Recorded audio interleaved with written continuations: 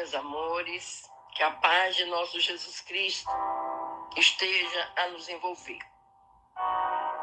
Mais um culto cristão no lar, mais um momento para estarmos juntos, em família, entre amigos, entre os grupos, para fortalecermos a fé, fortalecermos a oração, o perdão e darmos continuidade à nossa jornada terrena. Vamos pegar nossa água para que possa ser fluidificada no final. Quem estiver tomando banho pode pegar uma quantidade maior para fluidificar. Vamos estar em mente com o nome dos nossos amados que precisam da paz, da oração, da cura. E vamos iniciar fazendo a leitura de nossa irmã Sônia de Carvalho. Deus lhe abençoa nesse novo dia.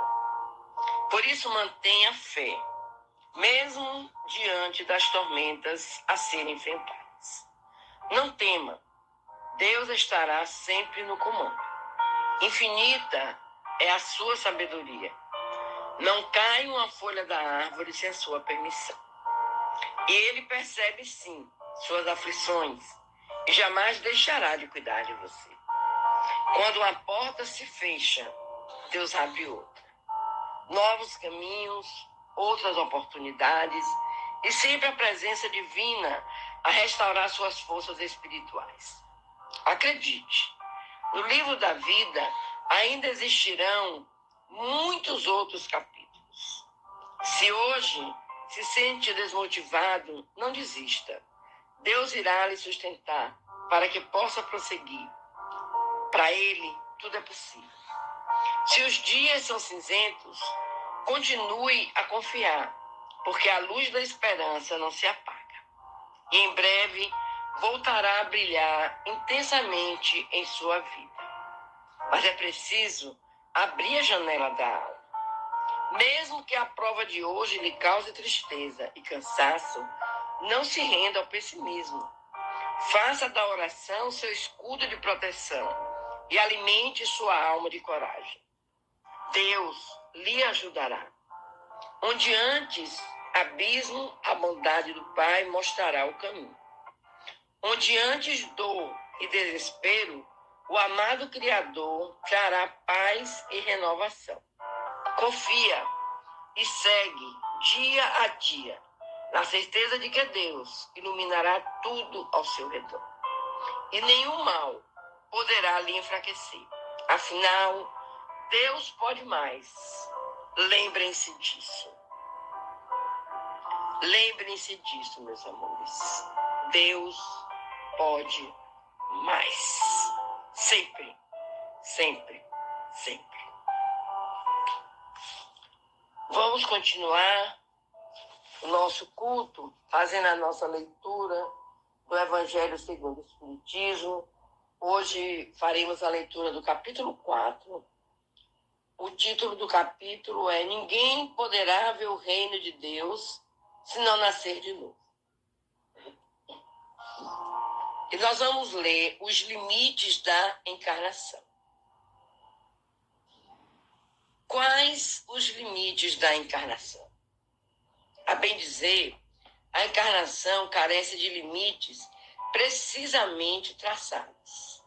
Se tivermos em vista apenas o envoltório que constitui o corpo do espírito, dado que a materialidade desse envoltório diminui a proporção que o espírito se purifica.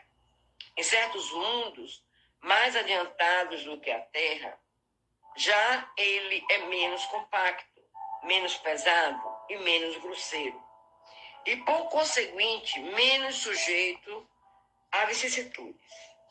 Em grau mais elevado é diáfano e quase fluídico, vai desmaterializando-se de grau em grau e acaba por se confundir com o perispírito. Conforme o mundo em que é levado a viver, o espírito reveste o invólucro apropriado à natureza desse mundo.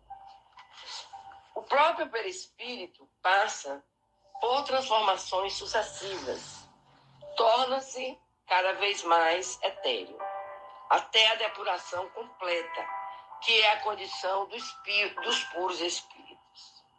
Se mundos especiais são destinados a espírito de grande adiantamento, estes últimos não lhe ficam presos, como nos mundos inferiores. O estado de desprendimento em que se encontram lhes permite ir a toda parte, onde os chamem as missões que lhes sejam confiadas. Se considerar do ponto de vista material a encarnação, tal como se verifica na Terra, poder-se-á dizer que ela se limita aos mundos inferiores. Depende, portanto, de um espírito libertar-se dela, mais ou menos rapidamente, trabalhando pela sua purificação. Deve também considerar-se que no estado de desencarnado, isto é, no intervalo das existências corporais, a situação do espírito guarda relação com a natureza do mundo a que o liga o grau de seu adiantamento. Assim, na erraticidade, é ele mais ou menos ditoso, livre e esclarecido, conforme está mais ou menos desmaterializado. São Luís, Paris, 1859. Vamos complementar nossa lição, a nossa leitura, com outro tema, a necessidade da encarnação. É um castigo a encarnação e somente os espíritos culpados estão sujeitos a sofrê-la? A passagem dos espíritos pela vida corporal é necessária para que eles possam cumprir, por meio de uma ação material, os desígnios cuja execução Deus lhes confia. É-lhes necessária a bem deles, visto que a atividade que são obrigados a exercer lhe auxilia o desenvolvimento da inteligência. Sendo soberanamente justo, Deus tem de distribuir tudo igualmente por todos os seus filhos. Assim é que estabeleceu para todos o mesmo ponto de partida, a mesma aptidão, as mesmas obrigações a cumprir e a mesma liberdade de proceder. Qualquer privilégio seria uma preferência e toda preferência uma injustiça. Mas a encarnação, para todos os espíritos, é apenas um estado transitório. É uma tarefa que Deus lhe impõe quando iniciam a vida, como primeira experiência do uso que farão do livre-arbítrio. Os que desempenham com zelo essa tarefa transpõem rapidamente e menos penosamente os primeiros graus da iniciação e mais cedo gozam do fruto de seus labores. Os que, ao contrário, usam mal da liberdade que Deus lhes concede, retardam a sua marcha. E, tal seja a obstinação que demonstrarem, podem prolongar indefinidamente a necessidade da reencarnação. E é quando se torna um castigo. São Luís, Paris, 1859. Vamos comentar um pouquinho, meus queridos, sobre a reencarnação.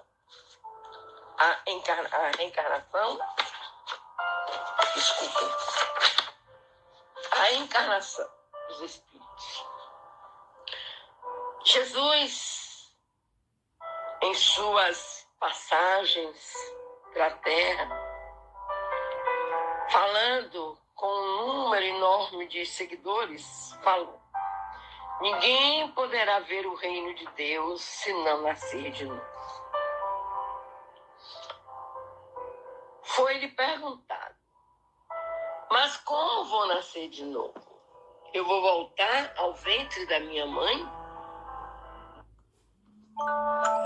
Desse tamanho? Sou grande? Como Jesus falava por parábolas, fica às vezes um pouco difícil esse entendimento. Mas esse nascer de novo é reencarnar. Nós reencarnamos tantas quantas vezes sejam necessárias para depurar, para libertar o nosso espírito, para evoluir o nosso espírito, para que um dia galguemos o ponto de espírito puro. Se aqui na Terra voltamos, reencarnamos, tenho certeza, algo ficou por acabar, por terminar. E muitas vezes, meus amores, desculpem, os espíritos chegando aqui se iludem. Porque a Terra é linda, a Mãe Natureza é linda. O pôr do sol, o nascer da lua, as estrelas, o mar, os animais anfíbios, os animais terrestres, é tudo muito lindo. E muitas vezes, alguns espíritos se perdem. Eles, em vez de aproveitarem toda esta beleza e começarem a se encontrarem dentro da criação divina, eles usam o livre-arbítrio para caminharem de uma forma errada, para caminharem de um jeito que lhes trará consequências futuras. Ao desencarnar, o espírito que não consegue cumprir com suas obrigações que foram destinadas pelo Pai, eles voltam à pátria espiritual e sofrem muito. E sofrem muito. Porque eles acham que tudo aquilo que fizeram foi normal. Estava certo. Estava perfeito. E não é assim. Nós, quando reencarnamos, nós viemos com propósitos, com uma lista de situações a resolverem. Nós viemos na condição da maternidade, da paternidade, e a responsabilidade com os nossos filhos é muito grande. Muitas vezes, um pai, uma mãe acham que o amor em excesso, que o sim em excesso, que o deixar fazer por quem ainda é criança, por quem ainda é adolescente, é uma coisa boa. Mas não é, meus amores. Não é. O que acontece é que esses espíritos que estão ao nosso lado não vieram por acaso ao nosso lado. Vieram na condição de serem educados, reeducados.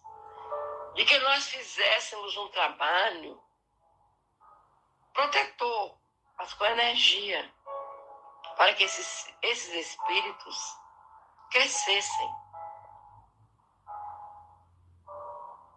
evoluíssem, se tornassem boas pessoas, bons homens, bons filhos. E nós vemos hoje em dia muitas mães, muitos pais, que às vezes desencarnam de tristeza, de dor, por verem aquela criança que eles embalaram, que eles acolheram, que eles amaram, tornar-se como feras acuadas, prontas para o ataque. E isso os faz sofrer. Isso significa que nós, como mães e pais, erramos. E esse espírito se aproveita do erro. Aí ele usa o quê? O livre-arbítrio, que lhe deixa livre para a ação. Muitas vezes vemos irmãs na Terra porque não conseguem ser mães, não conseguem a maternidade. Aí começam os queixumes. Mas eu sou uma boa filha, mas eu sou isso, mas eu sou aquilo. Por que Deus não me concede um filho? Perguntas, perguntas. Essas respostas, meus amores, Deus as tem. É necessário que pensemos e coloquemos em nossa mente. Nós somos aquilo que criamos na terra. Tenhamos cuidado com as nossas ações. Jesus nos ensinou tanta coisa linda. A oração, o perdão.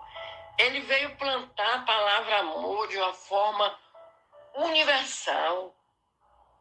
Não é o amor carnal, mas o amor verdadeiro.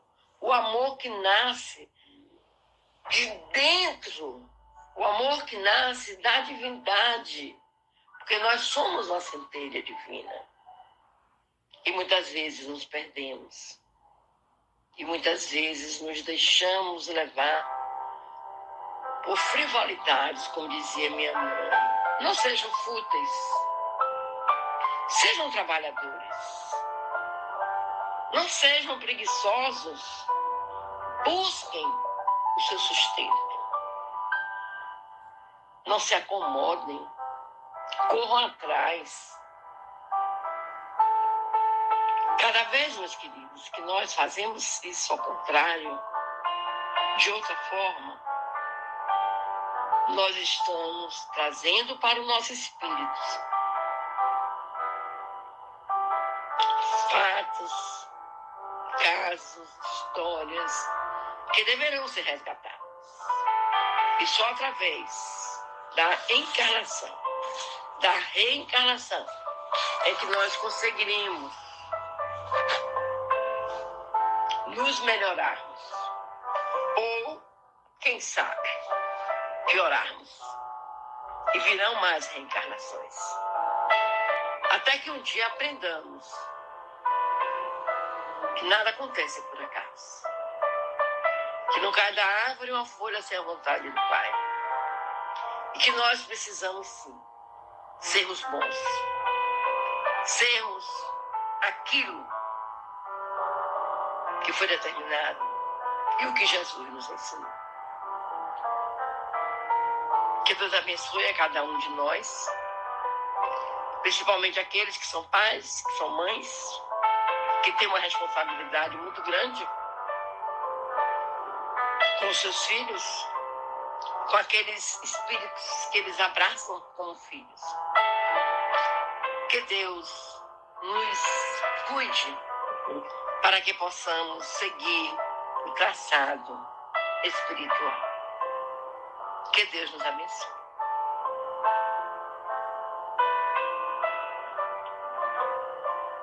Vamos agora, meus queridos,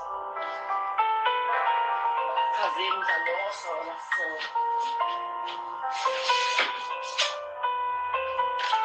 Conversarmos com o Pai e dizermos ao Pai de todas as nossas necessidades, todas as nossas mazelas, todo o nosso sofrimento, e partirmos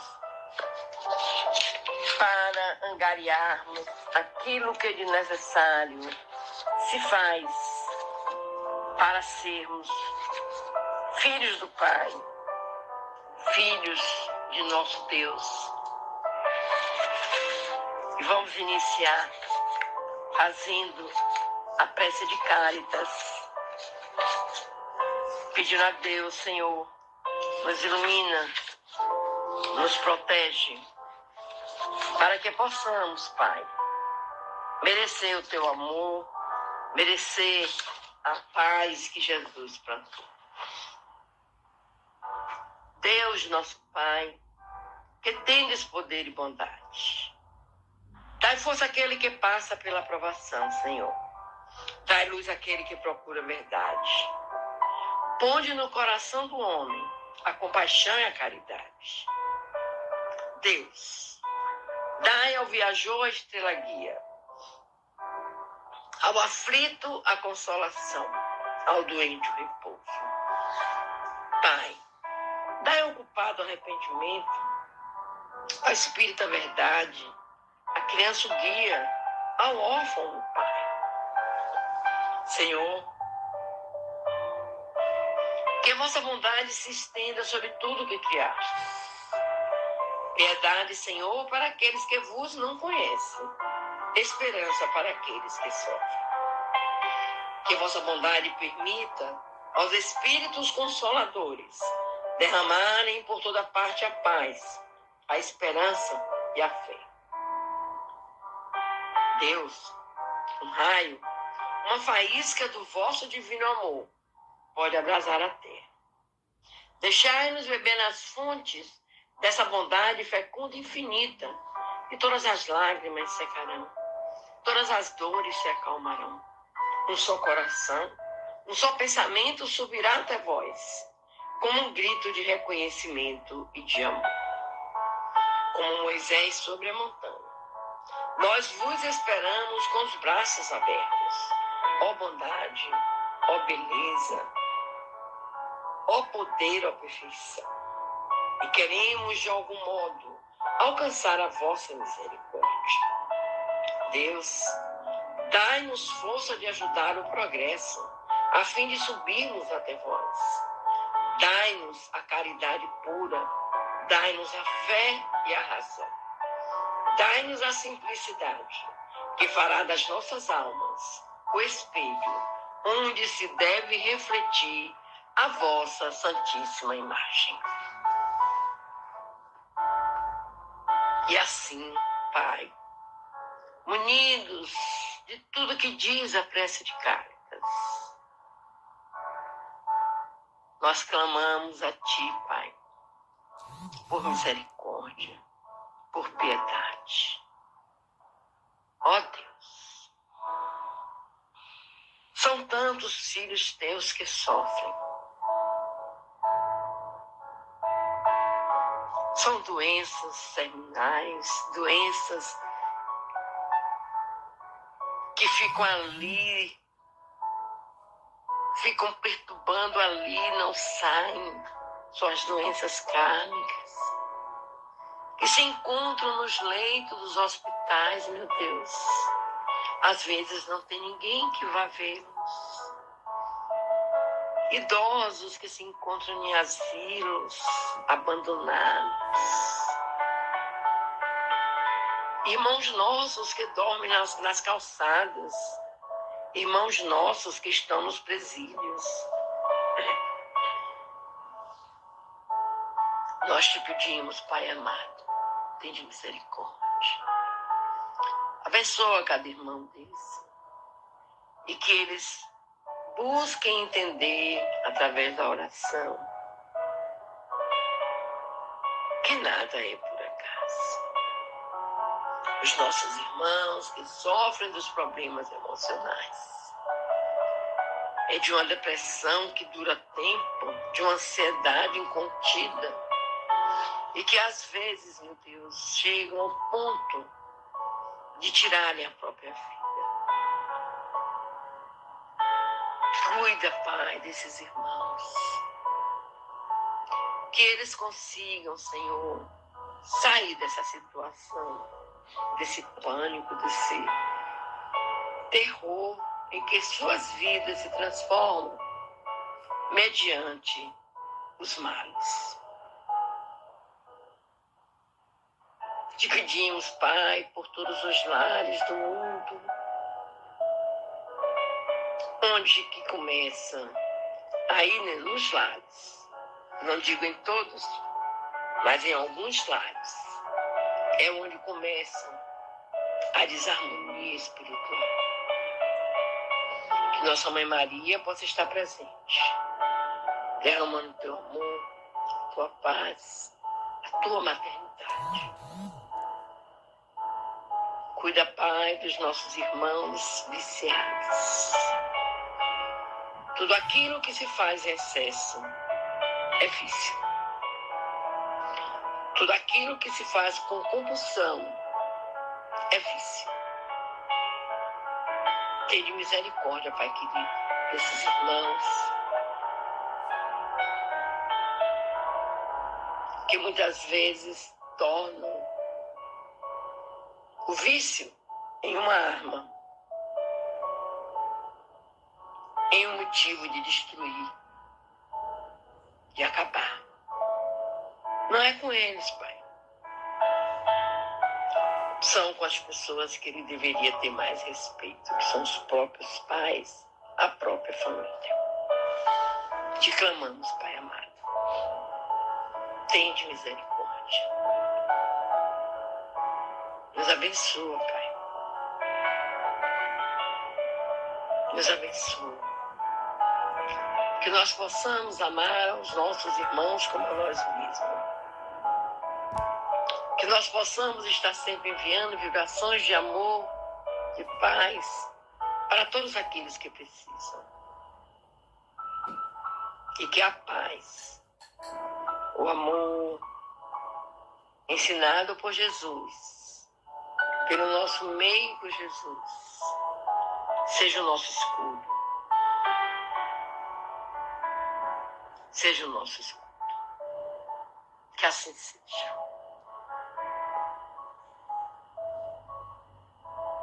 Vamos agora, meus queridos, fechar os nossos olhos.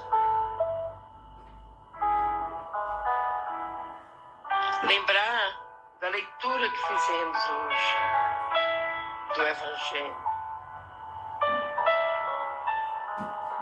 Fazer uma autoanálise. Ver, estamos errando, vamos consertar.